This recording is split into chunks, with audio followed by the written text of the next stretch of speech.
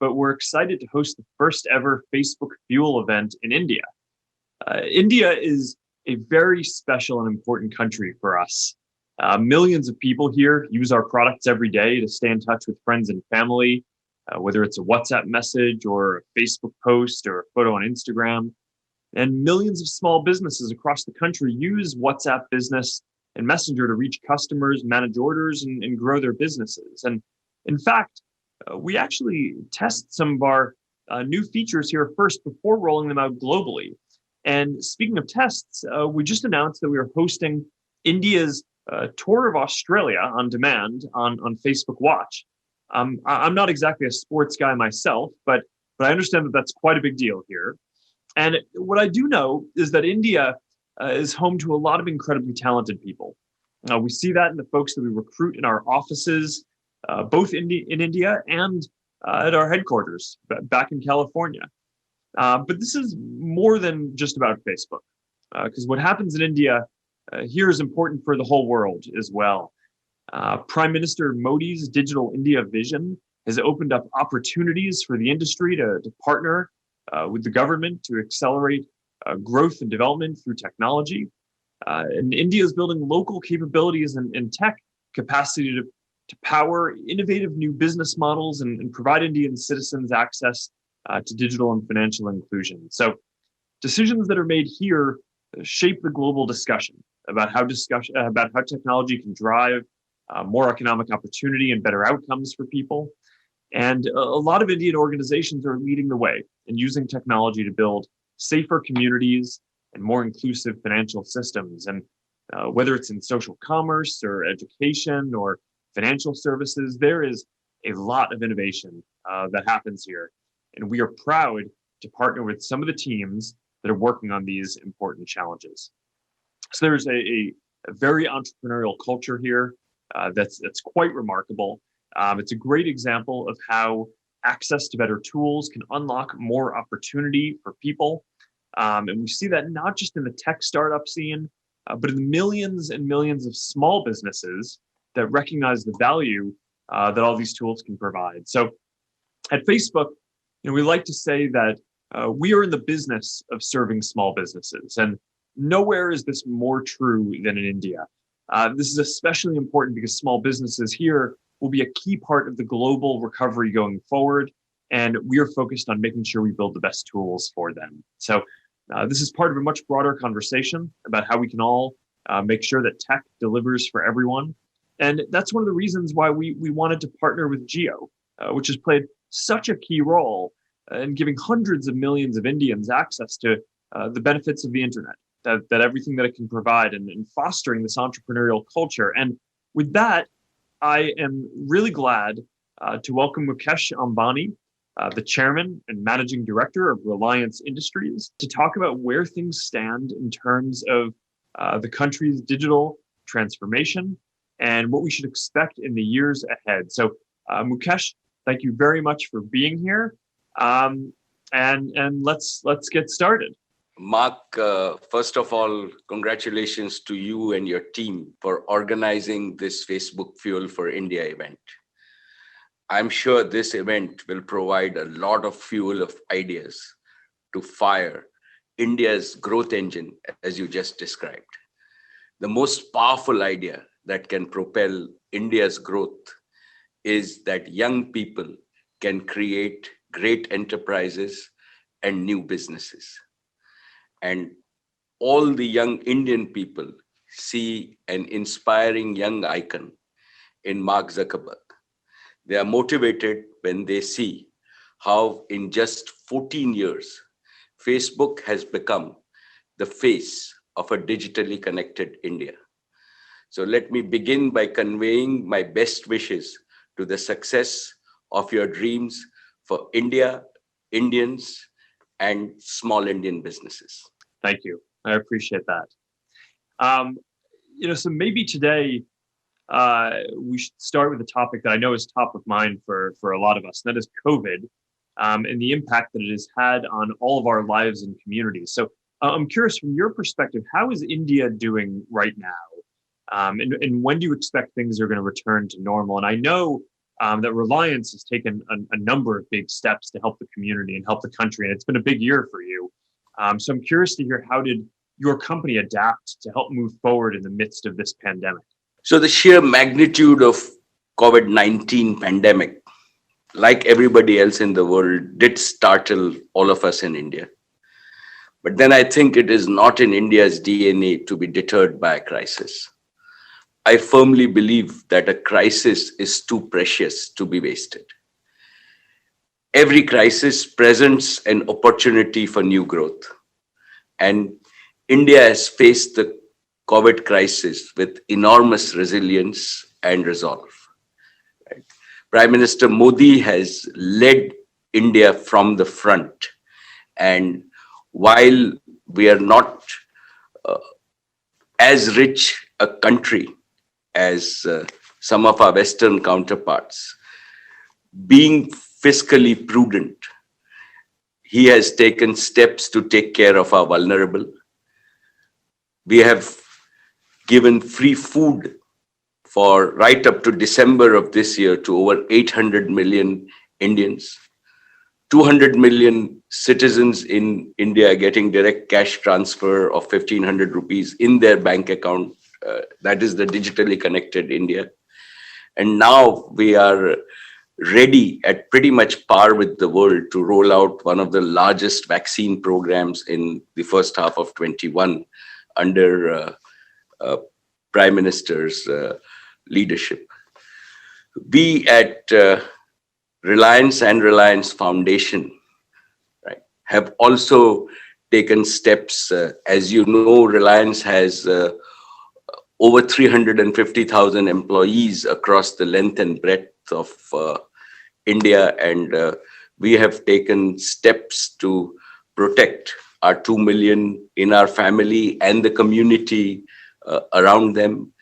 In Mumbai, we have built a hospital just dedicated to COVID. We have life sciences as part of our business. So we've tested up early on.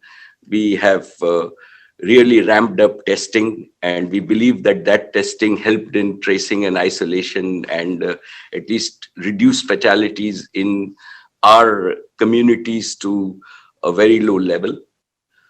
We have produced PPEs. We are in the textile business in Reliance, and India did not have. We used to import all our protective gear from the external world. In a matter of months, as Reliance, we produced 100,000 PPEs, and we are now exporters from India. And this happened during the COVID time. And most importantly, in the early days when we were a little stuck, we as the Reliance Foundation distributed 55 million, one of the largest meal distribution program for the vulnerable in all the states and villages. So we have played our part. And as far as Geo is concerned, right, we had our own dedicated team. And I could tell you that we had never imagined that we would all work from home. And the network traffic grew multiple percentage. And none of us stepped out, and we could maintain 99%, 0.99% availability, so that Indians could work from home, shop from home, study from home, remain connected to the rest of the world. You know, Mark, sometimes I wonder that if the pandemic had struck India just 4 or 5 years earlier, we would have not been in as good a shape as what we are today with all the connectivity we have. And the credit for that must go to our Prime Minister's Digital India vision, where he motivated the entire industry to roll out broadband in the first 5 years of his first term. And during the pandemic, India has attracted the largest foreign direct investment in its history. Mark, we have our own example of how Jio and Facebook concluded our partnership right in the middle of lockdown. And let me tell you with utmost sincerity that we at Reliance and Jio immensely value our partnership with Facebook. Thank you for your faith in Jio. Thank you, Mark, for your faith in India. I have no hesitation in going on record that it is your investment that set the ball rolling, not only for Jio, but for the Indian FDI, which has been the largest ever in its history. And our partnership between Jio and Facebook will actually demonstrate that it is great for India, Indians, and small Indian businesses. And I believe, Mark, that our actions will speak louder than our words in the coming months and years. Thank you. So, one of the big opportunities that I see with this partnership, Facebook and Geo partnership, is the role that we can play together in supporting the millions of small businesses in India, especially now with the impact that COVID is having, and accelerating the move that a lot of businesses have from physical storefronts to digital ones in this digital future. So I'm curious, what role do you see technology playing in this post-COVID world, especially as it relates to all of these small businesses that I know you share a passion with me that it is just critical that we serve them? Absolutely, Mark. And let me point out a very unique feature about our partnership. Perhaps not many people have understood this, because before this partnership, right, I believe that each one of us was mainly a communication platform. Together, we now have become a value creation platform for our customers and small businesses. And I firmly believe that technology, with all the digitization steps that India has taken, will democratize wealth and value creation, right, for individuals and small businesses. And let me explain this very simply. WhatsApp has hundreds of millions of subscribers in India. Jio has hundreds of millions of subscribers in India. JioMart, which is our retail service, right, actually has the aspiration of serving tens of millions of small shopkeepers in India who are the bedrock of employment. So what does this mean? This means Jio brings digital connectivity. WhatsApp, now with WhatsApp Pay, brings digital interactivity and the ability to move to close transactions and create value. And JioMart brings the unmatched online and offline retail opportunity that gives our small shops, which exist in villages and small towns in India, a chance to digitize and be at par with anybody else in the world.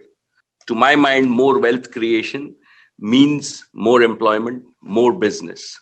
And we together and our platforms and the tools that we will provide to small businesses and to individual consumers, I believe will drive India to a 5 trillion economy and will make a much more equal India with more equal wealth growth at the bottom of the pyramid. Mark, I firmly believe that the next 2 decades, India will grow to be among the top 3 economies in the world. But more importantly, it will become a premier digital society. It will be a modern society with young people driving it, with young businesses driving it. And our per capita income will go from $1,800, $2,000 per capita to $5,000 per capita. Our mid-income or the middle class in India, which is about 50% of its total number of households, will grow to 3 to 4%. And I think that Facebook, Jio, and a lot of other companies and entrepreneurs in the world have a golden opportunity to be in India to be part of this economic and social transformation that we are witnessing and that will accelerate in the coming decades. I completely agree. And your company has already done so much to help fuel this. Reliance, of course, brought about the 4G revolution in India. And I know that 5G now is another big focus for you. But what your company has done I think has been truly remarkable in helping to bring hundreds of millions of people onto the internet and bringing opportunity. And I'm curious, as you look ahead to the future in India, what other technologies or developments are you excited about now? And where do you see the country in the next 5 to 10 years? Well, as I mentioned to you, Mark, I really see India accelerating as a premier digital society.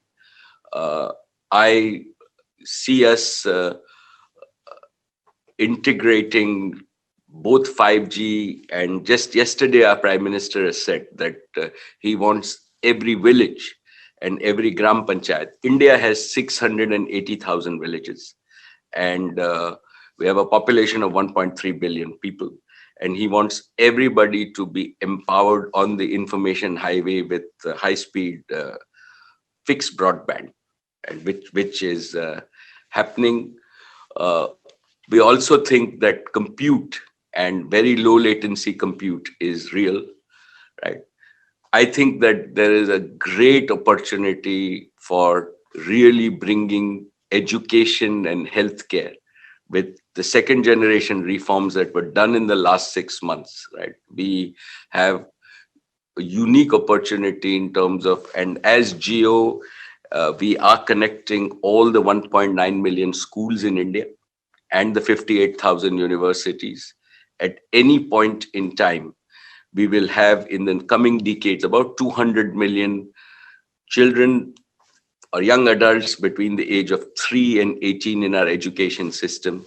And I think that in a span of 10 years, right, we can set for ourselves an objective really to reskill India, and the talent that you talked about, right, can improve 10x, right? Today, you're just seeing the creamy layer, but that's what technology can do to really make a better India and a better world.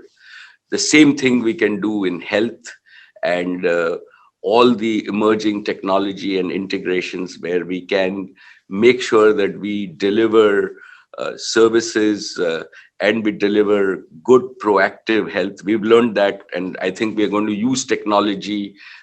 We are working very closely with all the authorities to make sure that we provide the technology tools and backbone for even vaccination in the coming quarters, right, using technology. So I think health, education, we've already, and I think that what India has done is, in a sense, we have democratized value creation with the drive of our Prime Minister. And you can see it in payments, you would see it in terms of making sure that technology is easily available, and we've made it affordable so that millions of people, even at this lower per capita basis, can use this in a large market. And with that, finally, I really see the enterprise and the enthusiasm of young Indians and the aspirations of young Indians and their confidence, right? That is really driving India. And that is why I think that the next 2 decades are going to be historic in terms of the social and economic transformation. That makes sense. I mean, and you of course already talked about commerce and driving small business and entrepreneurship, and it always blows me away that India has more than 60 million small businesses, and millions of people around the country rely on them for jobs, and that's a big part of what I hope that our partnership can serve here. We support more than 50 million WhatsApp business app users globally every month already. And more than 15 million of these are in India. So, with communities around the world now in lockdown, there are a lot of these entrepreneurs who need digital tools that they can rely on to find and communicate with customers and grow their businesses. And this is just something that I think that our partnership can really help with. And of course, beyond the impact on small businesses, I just think that this year has reminded us of how essential technology can be as a tool for people to just connect with each other. Whether it's using the networks that your companies have established, or the tools that we've built, to be able to have that human connection and find important information. And as you said, I can't imagine going through the pandemic 10 years ago, but if we 2 decades ago, but when the internet was still nascent, it just would have been a completely different experience. And technology, of course, is allowing us to make sure that we can get accurate information out to people. That has implications in health, like you're talking about, in education and helping serve people better. And I think it shows a lot of the promise for what's ahead. And I think we've certainly fared better now than we would have if the pandemic had hit us before. I couldn't agree more, Mark. I know, going back to Reliance, one of the great business stories in history, your father founded Reliance Industries, and he has just this incredible legacy here in India. And now I've read that he once held up a postcard in his office and said, if every Indian could speak with each other at the cost of this postcard, where will India be? And your father clearly had a vision for where things were heading in the country. And because today Indians can communicate with one another for less than the cost of a postcard. And that's what we've tried to do with messaging, and hopefully we can do that together with payments and make it so that people can use India's new UPI system, which I think is just great. It's a tremendous public good that the government has put out there. But I'm curious, before we get into UPI and more on that, I'm curious, what's the most important thing that you learned from your father and his legacy that has helped you build these just amazing businesses and get to where they are today? So, Mark, thank you for those kind words on my father, right? Just so that when he motivated us in 2000 in terms of saying, can you make voice at the cost of a postcard, right? In 2020, right? We're very proud that Geo has pioneered free voice. So all 400 million people, and that's a tribute to his vision, are on our network have free voice. And as you said, my father was a son of a school teacher. Right? He came to Mumbai with just 1,000 rupees in 1960 and established Reliance with a belief that I will invest in businesses of the future and I will invest in talent. And for all the young people at Reliance and across India, I repeat, my learnings in terms of building Reliance, in terms of really three basic tenets, right? One is for entrepreneurs, it's important to have courage and self-belief. And there can be no better person to demonstrate that in the last couple of decades than you yourself, Mark. So, all of us believe that, we have to believe in ourselves, right? And all of us know as entrepreneurs that we don't succeed at the first attempt. And self-belief comes to you when you fail. And self-belief increases your confidence when you succeed. So courage and self-belief is something that I always tell entrepreneurs that remember that's important. The second piece that he started and he's instilled into all of us, right, is that while you succeed, it's important to always have empathy and creativity in everything that you do. And by empathy, I mean put yourself in the other's shoe and make sure that how you make them feel is how you would want to feel. And at Reliance, we do that at many levels now. We care for our employees, our investors, society, environment, and above all, national interest, India. And within creativity, and I always give this example in terms of saying that when Reliance needed to grow, right, capital markets were not there. It was 1980s, and my father came up by saying, I will actually share shares of Reliance, which was never done in the private sector.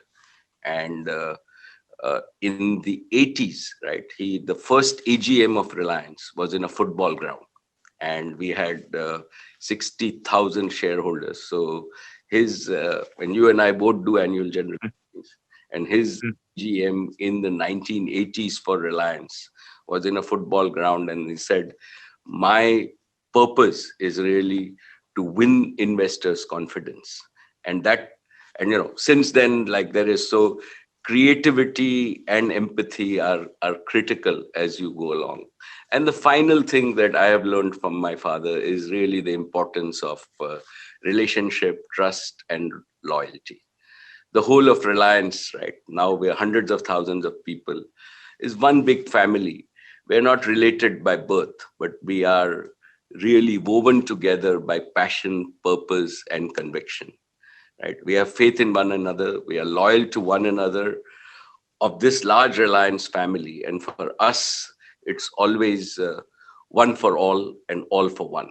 And I hope that, a lot of people around the world can relate to this. That's what we believe at Reliance. And, for all of us at Reliance, he will still be the founder. And if we follow his vision in terms of investing in businesses of the future. Mark, that brings me to now my questions for you. Mark, what made you believe in India and the Geo story? As I said, that you have started this FDI avalanche in India, and the world recognized when Facebook and Mark Zuckerberg, in the middle of lockdown, said, I'm going to bet on India, and I'm going to make, even in this uncertain times, right, one of the largest foreign direct investments in India. And what do you think of the digital network that you are clearly, like, I call you the architect of the digital network of the world. Like while I have built some connectivity and broadband connectivity in India, you've done that for the world. That has, and please share with us your experience of, as the digital architect of the world, how your global Facebook has helped people in this crisis, and your perspective of the crisis, and where you see the world today and where it is going after you just explained to us India. Your words are incredibly generous. I mean, I started this to help give people a tool to stay connected with their friends, and then expand to friends and family and communities. And a lot of this has just been that ends up being a universal human phenomenon. No matter what country you're in, everyone cares about their friends and family and their communities and wants to stay connected. And what we've seen is that India is actually home to the largest communities in the world across Facebook and WhatsApp, and getting there on Instagram as well. And it's just, so we see the vitality and the entrepreneurship and the creativity of businesses, and how much people want to connect. And you see a tremendous number of people coming online, a lot of that thanks to your investments and the work that you've done to enable hundreds of millions of people to come online here. And I just see a very promising future in India. We talked briefly about how there's a big trend of financial inclusion ahead, and how the ease of payments is going to be such a big deal for commerce, and giving people self-reliance and kind of control of their own destiny. And and a lot of that is we just launched WhatsApp payments in India last month. So now you can send money to your friends and family through WhatsApp as easily as sending a message, um, and it's that was possible because of the UPI system that has been built in India, a unified payments interface. It makes it easy for anyone to instantly accept payments across different apps. I think we're working with 140 banks, or it's supported by 140 banks out of the gate. And India is the first country in the world to do anything like this. It's so we're grateful to be able to support this kind of innovation, to help to work to create more prosperity and help achieve a more digital India. And frankly, I think that a lot of other places around the world are going to be better off when they follow some of this lead that India has set in creating public goods like this. So there's really a tremendous amount to be inspired by with what is going on in India now. And we're just grateful to be able to serve our community here and help people stay connected with the people they care about, but also create economic opportunity as well. Thanks, Mark. As you said, we are looking forward for your involvement and innovation in India, creating benefit for hundreds of millions of people, and then taking this innovation to the rest of the world. I hope that the rest of the world learns from Indian policy and what Facebook is able to achieve in India. And we as Indians will be very proud if Facebook says we did it first in India and then took it to 100 countries. And I look forward to working with you on that. Mark, while all of us would love to know your views on how the world is changing and what you and Facebook are thinking about and what you see the future as, and just give us your perspective, Mark. I think that there are a number of very important trends, but maybe I'll just talk about two. So one is that I think technology is giving individuals power and opportunities that were previously only held by large organizations. So we've spent a lot of time today talking about small businesses, but one of the things that I think is so powerful about the internet is it makes it so that individual entrepreneurs and small businesses can now have access to the same kind of tools for reaching new customers and doing sophisticated analytics and communication that previously only bigger companies would have been able to build up the capacity to do that. And individuals can now share their ideas online and get access to information in ways that previously only wealthier people or larger organizations would have had the capacity to share their ideas or get access to information at that kind of scale. And overall, I think that just makes people's lives better. It's incredibly empowering and it's incredibly democratizing. And India, as the world's largest democracy, I think again it really makes sense to lead there, because just empowering individuals, which I know is something that you believe deeply in as well, is just going to be a huge part of what will hopefully create a lot of prosperity, as you mentioned, in the decades ahead. The other thing that I'm excited about, which is maybe more of a technological vision for the future, there are a lot of interesting technologies, but one trend that I focus a lot on is that as people, we're always looking to connect with other people and share our experiences in the richest way that we can. So, if you look back to the beginning of the internet, most of the internet was text, right? And that we could text each other, chat, we could share our experiences. But then connections got better, and then we got to photos being the primary way that we shared. And the old saying, "A picture is worth 1,000 words." Now a lot of sharing is through photos, and now we're now on the next step with now great 4G and coming 5G networks. Video is really becoming the primary way that people share. Anyone can largely capture something on their phones and can share it and stream it. And increasingly, people are able to consume that. And video is just a lot richer of a medium than photos even can be. Right? When my daughters took their first steps, I wanted to capture a video of that and share it, not just a photo. But I don't think video is the end of the line. So a lot of what I'm focused on is helping to create virtual reality and augmented reality. So that way we can share not only kind of a video of an experience, but you can use virtual reality to go into an experience and feel like you're right there. You can have holograms of digital objects that can kind of be as realistic as the physical objects that are there. Maybe in 5 or 10 years when we're having this conversation, I'll just hologram version of me will be sitting on the couch next to you instead of having to do this over a screen, and it'll feel a lot more realistic. So I just think that that's going to be incredibly powerful, and that the power of virtual and augmented reality is they deliver this sense of presence. You feel like you're right there with another person, which really will be kind of the ultimate in human connection, and it will give people the opportunity to work and to connect no matter where they want to be. So that's something that we're very focused on and invested in, and I'm just very excited for the future.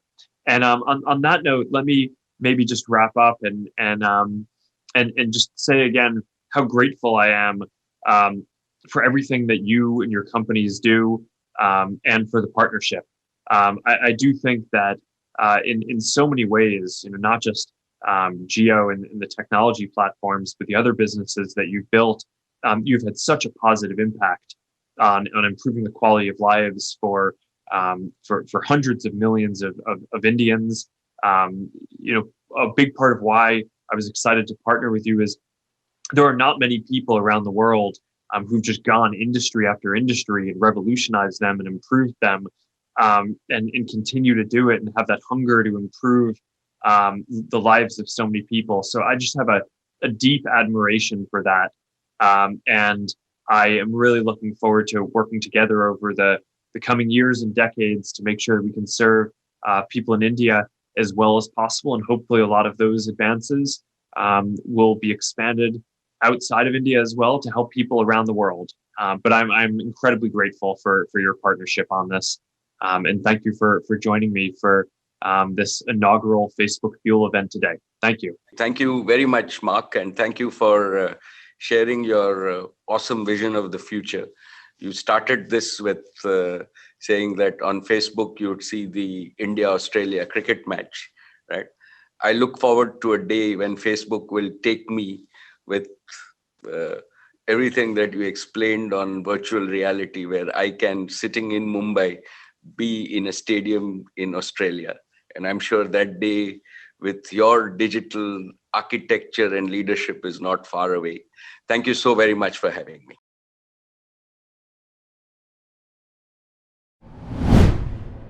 If you like this video, share it and subscribe to Business Standard.